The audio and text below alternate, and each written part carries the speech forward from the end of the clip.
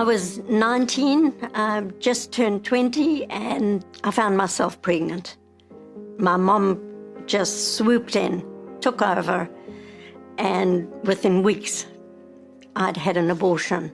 And the first year after the abortion, I was suicidal. I didn't know why, because I had everything was fine. And then the time came where I began to think about my child. I began to calculate, how old would he be now? For the first few years, I didn't do that, and I was having my own kids and that, but then I began to think about him, and the gap in my life got bigger.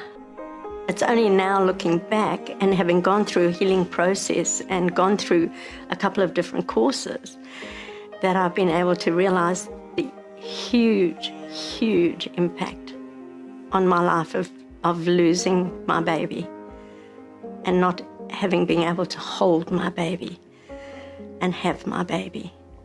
For me to be carrying this secret and the psychological fallout was huge.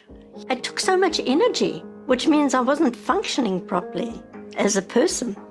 What I needed was a compassionate, listening ear that was non-judgmental, that I could talk about it. And in the talking, that was when the healing began. To have other women who understood what I'd been through and could say, what you're experiencing is because you have had an abortion.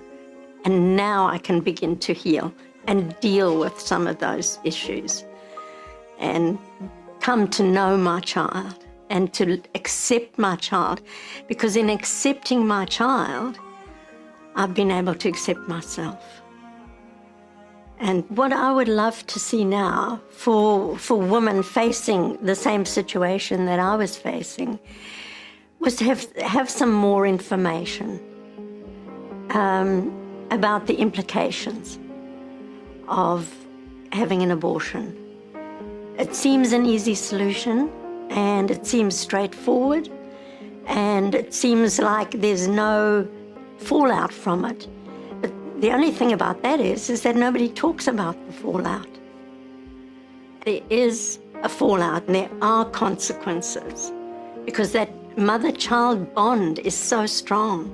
And to break that in the way that an abortion does leaves the mother traumatized. I was traumatized by that experience.